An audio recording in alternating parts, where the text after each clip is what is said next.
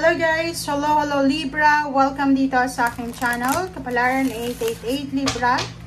Alamin natin Libra kung anong messages, vibration, gabay, energy para sa lahat. Ito ay general reading. Pwede kang makaresonate, gamitin mo ang iyong intuition sa panonood. Okay. Libra. Okay, first card natin Libra is Guiding Children, Damara. Wow. So, starting March 29 to, starting March 29, pwedeng isa kang babaeng Libra, parent, mother, or kung ano man ang status mo sa buhay. Dito sinasabi na you are good at helping, counseling, and healing children. So, parang napakabuti mo sa mga bata. Parang malapit ka sa mga bata or yung mga bata is namamagnet sa'yo. Dito sinasabi na this solar eclipse, isa sa mag-highlight sa'yo dito is yung skills mo para tulungan yung mga tao na mas bata pa sa'yo. Kahit sabihin natin na hindi bata, yung bata-bata talaga, hindi. Pwedeng yung mas younger sa'yo, pwedeng 50 ka, o yung below 50 na mga tao, yun yung pwedeng i-guide mo, or pwedeng kailangan ka nila para i-guide mo sila. Okay? Okay. Thank you.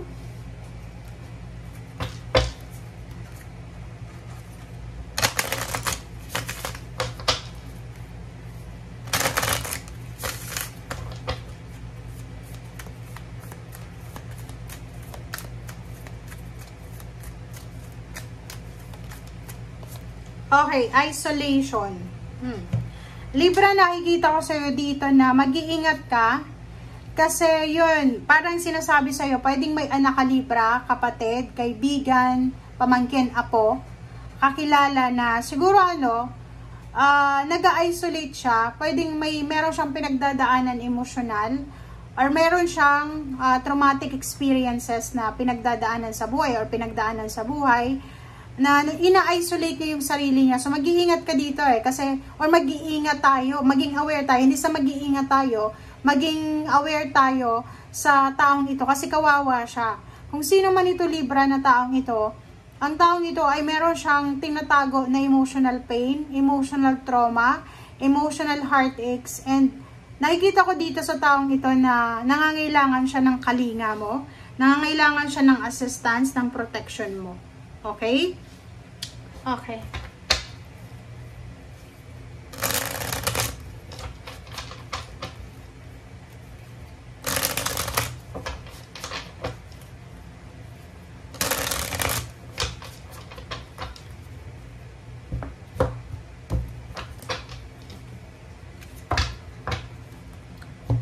Okay, first card natin is Queen of Pentacles. Nakikita ko sa'yo dito Libra na siguro for almost 8 months or 9 months, financially, sobra-sobra yung struggle na pinagdadaanan mo. Okay? Financially, sobra-sobra yung problema na kinakaharap mo sa usaping pera. And nakikita ko sa'yo dito na isa sa mga pwedeng ibigay sa'yo na freedom or enlightenment, clarity, ng solar eclipse is yung Queen of Pentacles. Yung Queen of Pentacles is, pag may problema tayo sa pera, yung parang we will have the independence. Yung, like, marami kang utang, restricted ka, like, ang dami mong utang. Yung solar eclipse, pwedeng alisin niya yung mga utang mo. Pwedeng magbigay siya sa'yo ng ways para makabayad ka sa utang mo. Parang ganun. Okay? Next card is Ten of Cups.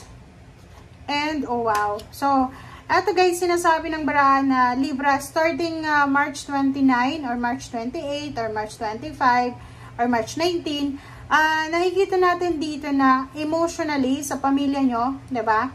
Emotionally sa home, sa family, sa foundation mo, kayo ay magse-celebrate, diba? It's a celebration, it's a successful celebration of your family, or pwedeng lahat ng miyembro ng pamilya. Successful, happy, joyful celebration of kung sino man ito na member ng family. Pwedeng malapit na yung graduation, may inheritance, pwedeng merong wedding anniversaries, birthday celebration, freedom, parang ganon, or higher salary, position, or anything na talagang worth celebrating. Okay? Next card natin is isang posibleng good news ang darating sa'yo, Libra, na talagang etong good news na to, eto na talaga yung magbibigay sa'yo ng overall happiness. So parang hindi naman siya, hindi siya good news lang sa emotion. Okay, so may emotional news ka na dito eh. So yung good news na to, it's all about the victory, triumphant success ng kung ano man to na pinagdaanan mo several months ago or years ago.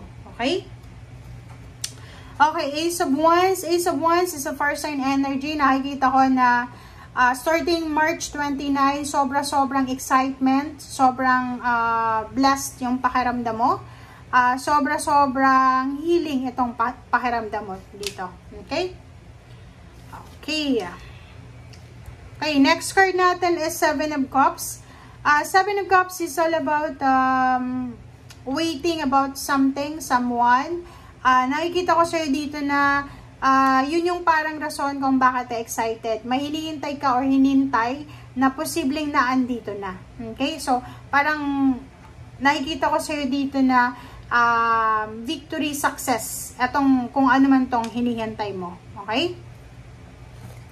Okay, next card is Earth Mother. So, number 3, it's the Empress. Sinasabi sa'yo dito, Libra, ng barahang to na kung ikaw ay babae, willing na magbuntis, posibleng mabuntis ka or pwedeng may pagkakataon ka na mabuntis. Nakikita natin yung mga pagbabagong magaganap sa buhay mo. Pwedeng health regimen, change health regimen, pwedeng mga diet plans, exercise, or kung ano man to na plano mo para sa sarili mo, para maging healthy ka or yun, pagbabago to sa whole being mo. Okay? And the star card, so yun. Ito siya. 1, 2, 3, 4, 5, 6, 7, 8. 8 cards. Ito yung sinasabi ng the star eh. Number 8. 88. Sinasabi sa'yo dito na lahat ng pinagpipray mo, lahat ng mga wishes mo ay andito na. Lahat ng mga minamanifest mo ay naandyan na. Okay? So, sinasabi ng baraha, maraming nahang na plano, maraming nahang na blessings, and ngayon na andito na siya. Okay? So, no more worries, no more fear, no more regrets. Parang sinasabi sa'yo dito na keep going lang, Libra. Kasi ang dami-dami pang good news, ang dami-dami pang blessings, ang dami pang clarifications, ang dami pang answered prayers ang darating sa'yo. And last card mo dito is 5 of Pentacles and 2 of Wands. So, nakikita ko sa'yo dito na yung problema mo sa pera ay may solusyon ka na.